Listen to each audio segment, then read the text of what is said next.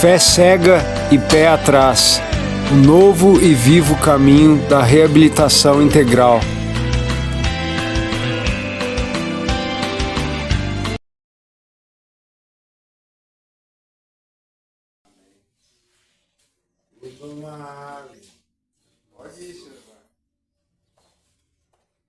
Bom dia aos senhores mais uma vez. Bom dia.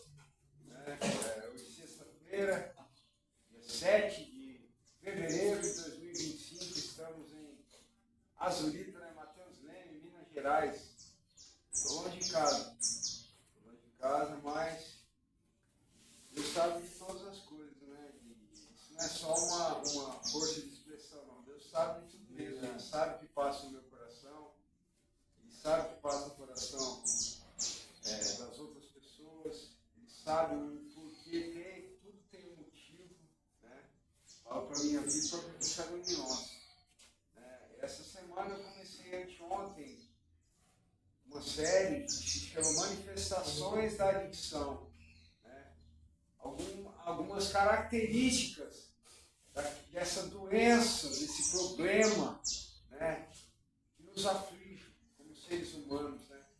Como pessoas, né? Como indivíduos da sociedade. Né? Algumas características que, quando a gente entra nesse barco, nessa viagem das nossas vontades, do egoísmo, do total egocentrismo, né? Da compulsão, da obsessão, por satisfazer o nosso ego, por satisfazer a nossa vontade, algumas características são inerentes, se colam na gente como se fosse uma armadura, né? A armadura do mal, né? São conceitos que vêm e nós tomamos posse disso, né? A gente abraça como se fizesse um pedaço da gente. Ontem falamos sobre a dependência dos estímulos, né? Que nós nos tornamos dependentes de estímulos, né? Só recapitulando para entrar com mais facilidade agora no sistema. Nós ficamos dependentes de estímulos, tanto sejam eles positivos ou negativos, né? E precisa de um empurrão para pegar no tranco, para acordar para a vida às vezes. E às vezes é só levar um tapa, levar uma surra da vida, estou dizendo. Às vezes é uma coisa física, às vezes é uma coisa só mental, uma coisa emocional, né? Somos abalados, somos abatidos, né? Mas não estamos destruídos, abatidos, porém não destruídos. Então o primeiro ponto, né, no primeiro dia foi essa dependência dos estímulos, né? Ontem nós falamos sobre isolamento e solidão. A gente diferenciou uma coisa da outra. O isolamento social, muitas vezes, somos nós que procuramos. Como é que a gente procura se isolar? A gente procura na medida que eu escolho viver de maneira errada. Eu escolho viver uma vida prejudicial para mim, para os outros. À medida que eu vou escolhendo o mal em vez do bem, as trevas do que a luz, eu vou me afastando. Né? Eu fiz até isso, eu vou me afastando. Não tem como coexistir o bem e o mal num lugar só. Não tem como jorrar da minha boca o doce e o amargo. Ou eu sou bênção ou eu sou maldição. Ou eu sou luz ou eu sou trevas. Né? Lá em Mateus 5, né? Jesus Cristo vai falar assim: vós sois a luz do mundo. Né?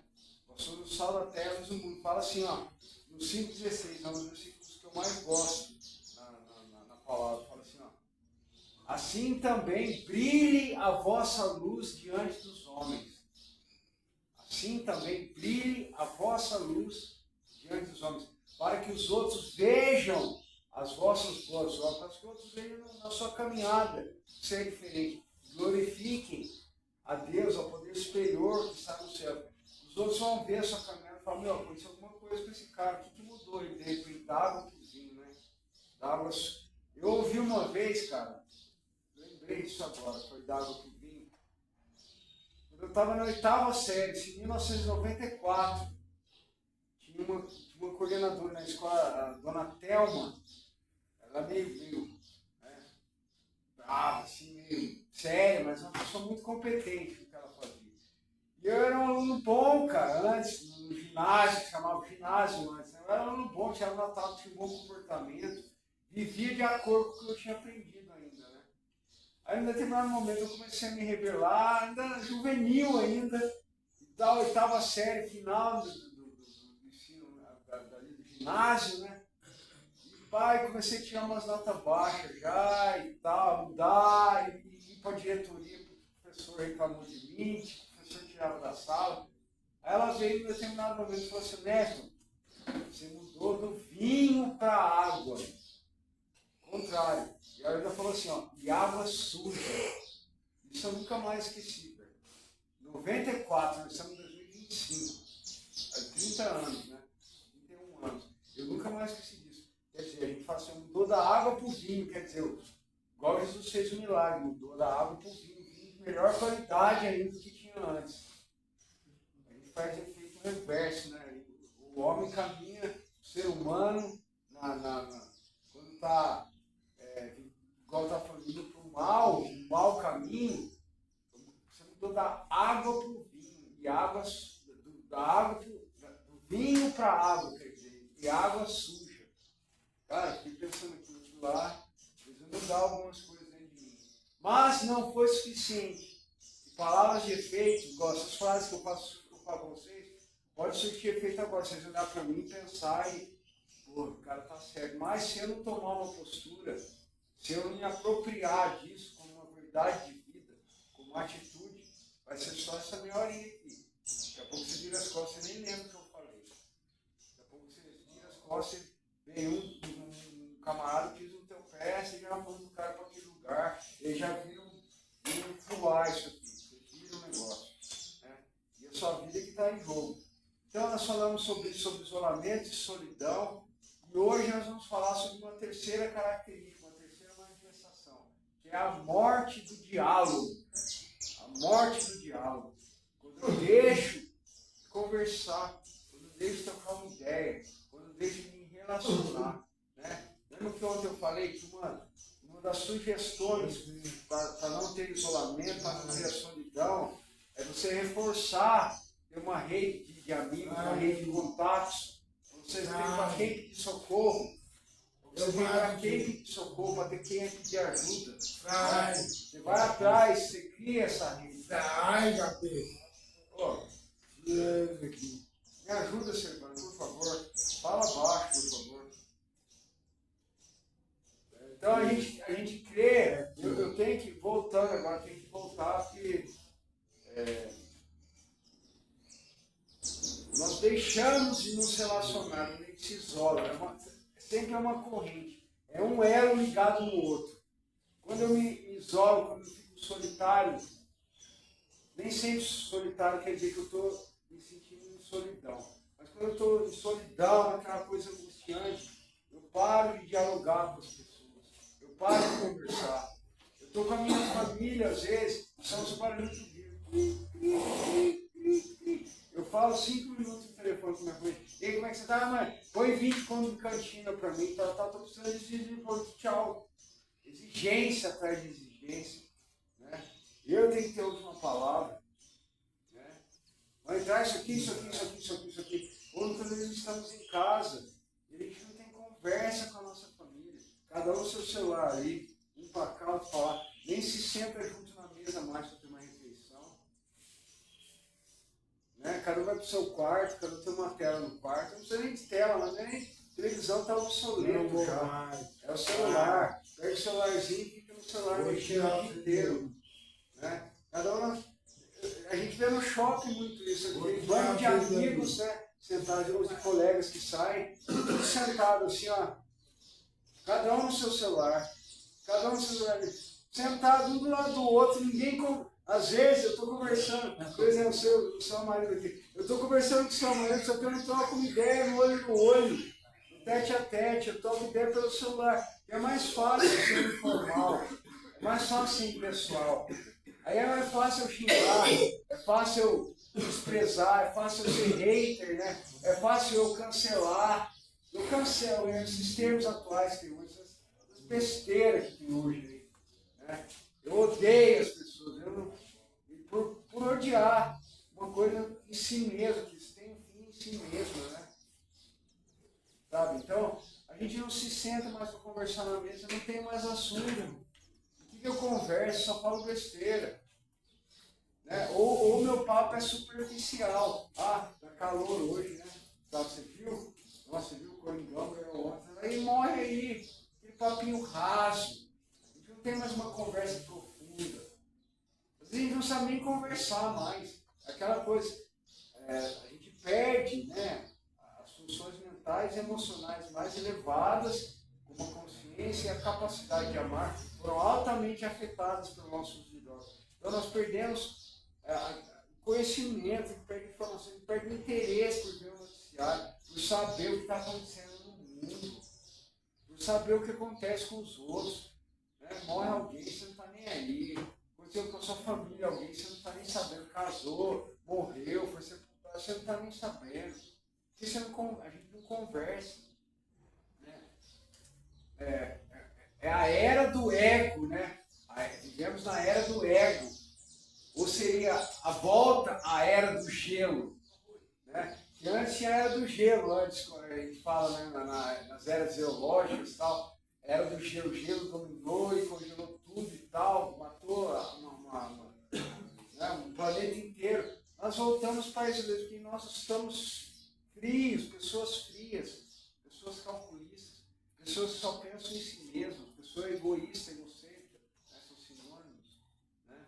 A gente não troca mais ideia, não conversa, não quer fazer mais nada. Então, o diálogo, uma conversa, uma boa conversa com mais de 5 minutos é raridade hoje. É raridade hoje, eu cheguei em casa tomar um café, ter uma visita, fazer uma visita para alguém. Né? Eu estava conversando com meus primos de primeiro grau, né, agora no velório do meu pai, e a geração anterior, a geração do meu pai está indo embora. Meus tios, minhas tias, meu pai era o caçula. Meu pai faleceu, foi fatalidade, foi mais.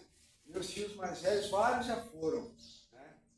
Então eu falei para os meus filhos, se a gente não mantiver, né, se a gente não procurar continuar tendo contato como família, né, nossos filhos nem vão saber que existe primo, não vão nem saber que existiu a nossa família. A gente vai perder o nome, o nosso sobrenome, a gente se perde mesmo. Minha família lá de Minas, daqui, Minas Reais, São João da Cristina, é da roça. Vários primos, eu nem sei, que já tem filho, já primo de segundo. Tá? Eu nem sei o nome mais. Por quê? Porque eu não estou indo atrás. Então, cabe a mim, né? Foi o terceiro ponto que ele falou ontem. Também serve para isso, se eu não me dispor, se eu não dispor do meu tempo, da minha boa vontade, de correr atrás dessas coisas, as coisas se perdem. Se perdem. Tem quantos tios que eu não vejo há quantos anos, né?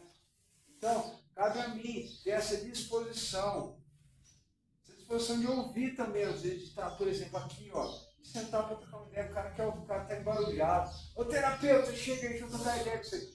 Meu, se vocês soubessem o tanto de lixo que eu escuto, e que eu já escutei na minha vida, aí eu até brinco, se eu ganhasse 5 centavos a cada copinho de groselha que eu escuto, cada besteira, eu estava boy hoje. Mas e daí? O cara precisa falar, o cara precisa ouvir, e eu estou aqui para ouvir também. Pode ser lixo, pode ser coisa boa, pode ser. Muitas vezes são coisas que serviram para a minha vida, que eu uso para a minha vida. Eu falo, eu é que não posso ficar desse jeito. Quando eu ouço algumas situações, eu falo, eu é que não posso ficar assim. Então, o que eu tenho que fazer para não ficar assim? Eu tenho que tomar cuidado com alguma coisa. Mas eu tenho que ter essa disposição para trocar experiências. Né? Para trocar. Que hoje em dia, é diferente uma coisa da outra, que eu vou falar. A gente, o ser humano, quer viver experiências espirituais, experiências com outras pessoas. A gente não quer mais ouvir a nossa razão. Né? A gente não está mais interessado na verdade. Né? Não está mais interessado em coisas boas e pensamentos bons. Nós queremos emoções. A gente vai para um culto, vamos ver o que Deus tem para falar comigo hoje. Primeiro que o culto a gente não vai para assistir. Vou para prestar o culto. Eu não vou para assistir, eu não vou para me encher. Vou para louvar e adorar a Deus. Em fazendo isso, eu me encho naturalmente, irmão. É uma coisa natural. É uma coisa natural. A bênção vem para mim. Né? Então, são coisas que a gente tem que começar a pensar. O pastor não falou bem hoje. Ele falou coisa que às vezes foi de encontro com você, que apontou erros. Entendeu? E você não vai gostar mesmo, igual, vai gostar de mim. Eu estou falando um monte de coisa contrária, muitas vezes, a quem está me ouvindo, entendeu?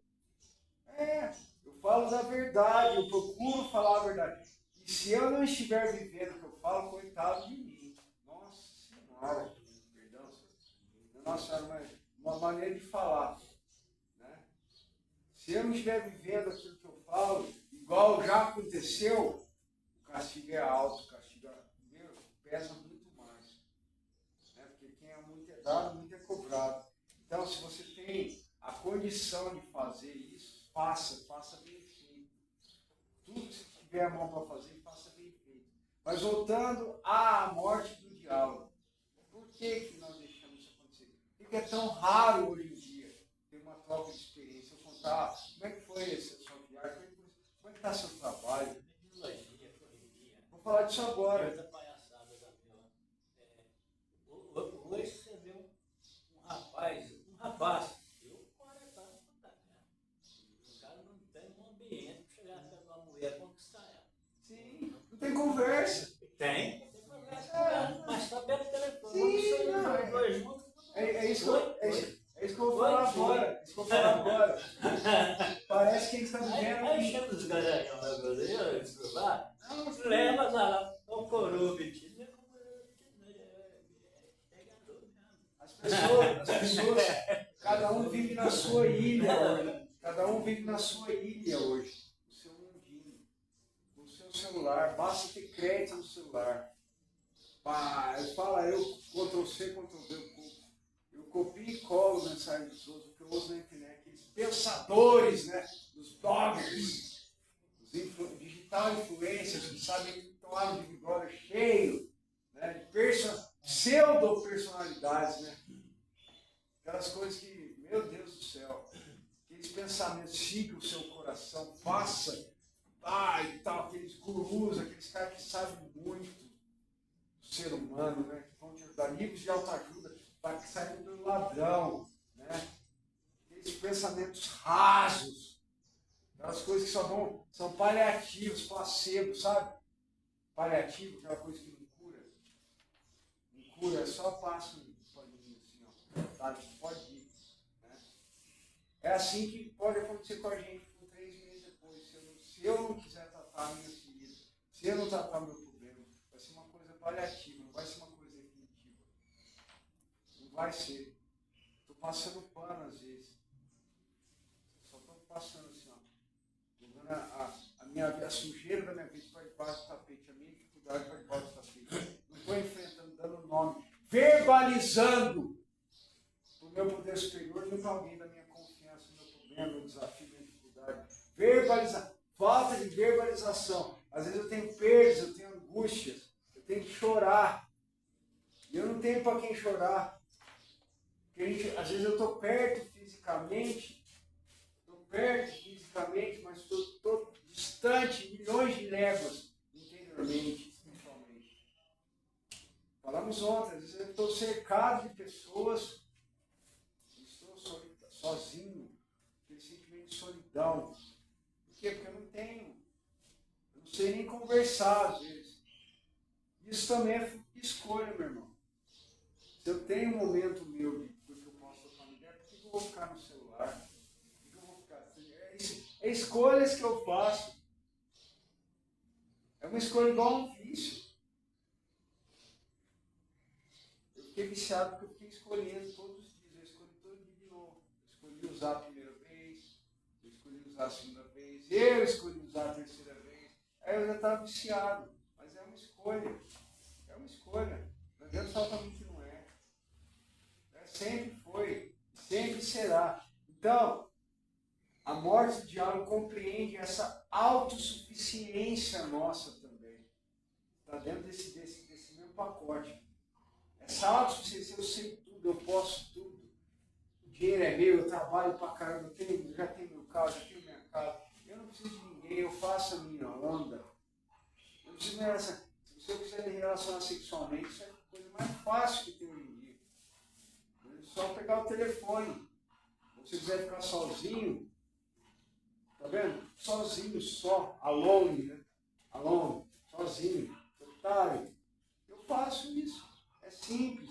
Está ao alcance das minhas mãos. Quando a gente perde a capacidade de dialogar, nós nos tornamos uma barreira. Nós nos tornamos uma barreira. Não é que a gente cria a barreira, não. Além de a gente criar, nós nos tornamos uma barreira. Isaías 59, 1 e 2. Deus não está surdo para ouvir, nem com as mãos encolhidas para poder dar a bênção para vocês. Ele não está surdo, nem está com a mão encolhida. Mas os vossos pecados, as suas escolhas fazem separação entre vós e o vosso Deus, para que ele não vos ouça. Nós criamos um muro. Olha, eu pegando a massa aqui, tijolinho, colocando de novo, todo dia. Todo dia eu ponho um tijolo. Isso aqui cuido eu, essa parte da minha vida cuido eu. Vou colocando todo dia, de repente, tá até o top, tá cheio. Deus fica do outro lado, Deus se vira. Na verdade é eu, eu que tenho que me virar. Meu pecado, minhas escolhas, meu coração duro, árido, gélido, morto às vezes. Meu coração está morto, esse coração de pedra. Está morto, eu não sinto mais, não tenho mais emoções. Eu esqueci como são essas coisas. Separação. Eu criei essa barreira, eu sou a barreira, muitas vezes, Quem ousa pensar diferente disso é inimigo, se torna uma ameaça. Quem ousa pensar diferente de mim, dos meus amigos, é uma ameaça. Se é que eu tenho amigos. Mas quem ousa pensar de outra maneira, é o que a gente fala de bolhas de concordância, Tem um grupinho aqui, outro grupinho aqui, aquela vidinha triste, eu tenho minha patotinha, minha panelinha. Pensa todo mundo igual, Todo mundo igual. Ninguém quer pensar diferente. São várias verdades, Várias verdades. Vários grupinhos, Bolhas de concordância. Pessoas que vivem como se fossem robôs, tudo automatizado. Trabalhar, volto, pego o meu horário sagrado de mexer no meu celular. É sagrado. Entrar no Insta, postar alguma coisa. Nada contra. Não estou falando que isso é errado, não. Isso é para quem gosta de fazer, isso é funcional, eu faço isso. Mas eu tenho mesmo. Chega uma hora da noite, eu sempre fui assim, desde que meu pai me deu meu celular, em 1999. Meu pai trabalhava no telefone, então eu não tinha condições de mexer com essas coisas. Desde quando eu era novo, eu desligava o telefone à noite, eu desligo o telefone à noite. Eu não fico o tempo inteiro com o celular. Eu não sou melhor, pior por causa disso, mas eu sei dos meus horários. Eu sei que agora, nessa minha última internação, eu me disciplinei meus horários de orar, meu irmão. Eu sempre gostei de falar, mas eu não gostava de orar. Quando eu oro, eu me humilho perante o meu poder superior. Eu reconheço que eu não sou nada. Eu reconheço que eu perdi, que eu falhei, a minha dependência, a minha impotência. É ruim falar de impotência, Primeiro passo. Admitimos que éramos impotentes perante a nossa adicção, que nossas vidas tinham se tornado incontroláveis. Eu gosto de ir mais longe. Admitimos que éramos impotentes perante o nosso afastamento de Deus. O meu afastamento de Deus me tornou impotente, me tornou a minha vida ingovernável, sem controle, porque eu me afastei da fonte da vida. Aí vem o passo 2. Quando eu admito isso, eu venho a acreditar que o poder superior, que é maior do que eu, pode me trazer de volta à sanidade, à sensatez. Aí vem o passo 3. Decidimos entregar nossas vontades e nossas vidas à vontade de Deus da maneira como nós entendemos. Esse é o passo X. Os 3 primeiros passos, se fizer os 3, você está eleito. Se você admitir, se você se autoaceitar, reconhecer que você perdeu, que você fracassou, Você precisa de ajuda, e alguém que é maior que você. Aí você decide. Você é capaz de decidir entregar a sua vida, entregar suas vontades, aos cuidados da vida superior. Quando você decide entregar a sua vida, meu irmão, de vez, entregar, ó, pegar para alguém que dirige melhor que você, ir para o banco de carona. Chega de carreira solo. Chega de carreira solo. Chega de não saber dialogar, de ficar em silêncio, em solidão, em prisão, em uma polarização de opiniões, né? Aquela coisa, né? Certo, tal, direita, esquerda, centrão, né? Sim, cada um tem sua opinião. Você saber tramitar, sabe ter aquele papo cordial. A Bíblia fala assim, no que depender de vós, tem de paz com todos os homens. Você não tem que concordar com o cara. Você não tem nem que gostar do cara. Mas você saber tratar o cara bem. Né? Não faz mal não fazer isso, tratar o cara bem. Não gosto dele, mas tudo bem, velho. Tá bom, melhor ter paz do que ter razão, né? Não é isso? O ditado é sábio. Né? Então, se depender de mim, né?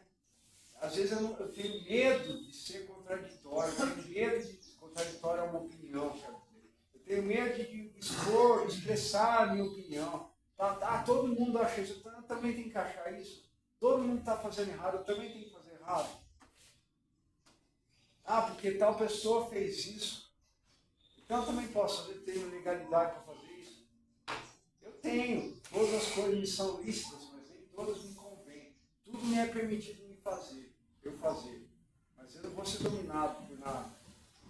Porque foi para a liberdade que eu fui liberto. Eu não quero me tornar escravo de novo. Ser subjugado de novo. Eu não quero mais isso para a minha vida. Nós temos a capacidade de dialogar. E nós somos constrangidos a isso. Né? O companheiro leu ontem, não sei se foi ontem, 2 Coríntios 5, 15, eu falei sobre isso também. O 14 fala assim, que o amor de Cristo nos constrange. Porque ele morreu para que nós não vivamos mais para nós mesmos. Eu não vivo mais no culto a si mesmo, culto a mim, o culto do eu. Né? Eu, Deus. Né? Eu não falo de religiosidade, não. Estou falando de sentar, de adorar. Estou falando que, na medida que eu só faço as coisas para mim, eu só me adoro, cara. Eu só faço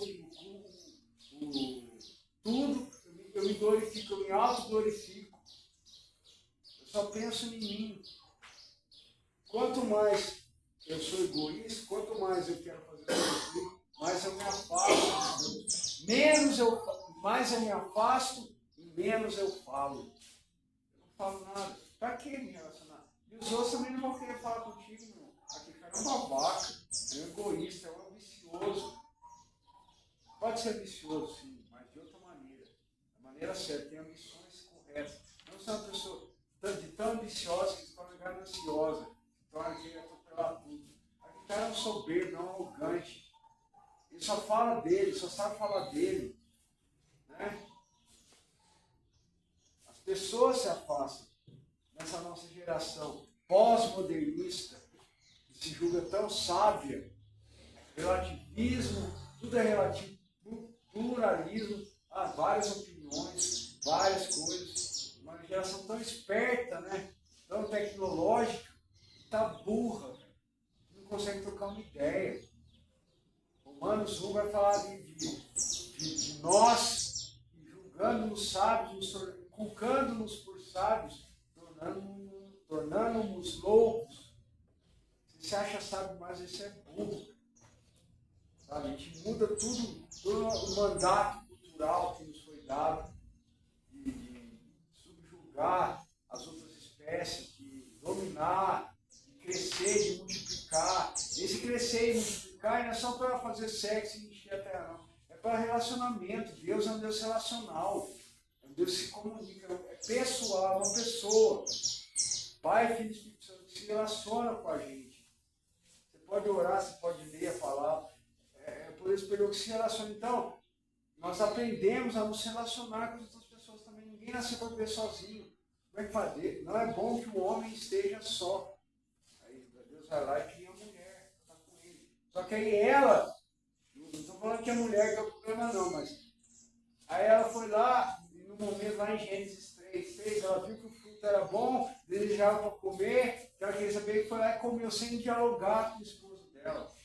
Tá vendo? Aí começou aí o egocentrismo. Começou aí a doença. Começou aí. Aí veio por água abaixo. Começou lá o egocentrismo. Ó, ela viu, cobiça dos olhos, cobiça da carne, soberba da vida. Ó, você vai esperar você ligeira. Comeu, fez a vontade dela. Né? Aí o errar se tornou humano. Ali nesse ponto perdemos o livre-arbítrio e o errar se tornou humano. E antes não era humano errar. Então, a nossa tendência, essa tendência nossa egocêntrica, desde aí que eu estou explicando, nos deixa em redomas individualizados, nos deixa dentro de redoma, dentro do globo, de uma bolha. Né? Primeiro, segundo, terceiro passo? Eu falei que esse é o terceiro passo, não tem a ver agora, mas está tudo em riba. Está certo. Sequelas mil. Isso aqui, tudo que eu estou falando agora, eu estou falando que é a caminhada do ser humano rumo à decadência. Decadência. Eu falei que nós precisamos de ser motivados pelos estímulos, depender dos estímulos. A gente se isola, se afasta, vive em solidão. E eu estou falando que a gente não conversa mais. Só para você caminhada de decadência. Decadência. Manifestações da nossa escravidão. É uma escravidão, uma escravatura. Né? Hoje foi mais um passo de evolução da escravidão. Evolução da escravidão é a involução do ser humano. Involução. Então, o convite hoje que eu faço para os senhores é pensar nisso. Pensar nessa reabilitação. Nessa não. Pensar na reabilitação que você quer ter ou você não quer ter, eu sei. É muito pessoal isso. Pensar nisso. Pensar, se você está conversando, se você está mantendo diálogo com alguém. Pensa em tudo isso que eu estou te falando. Quem está conversando nesse dia. Nada é à toa. Todos são elos de uma corrente. Indissociável. Não tem como eu tirar uma coisa da outra. É um caminho que leva para a destruição, é um caminho que leva para a morte. E claro, Deus abençoe a vida do Senhor hoje. Luto pra só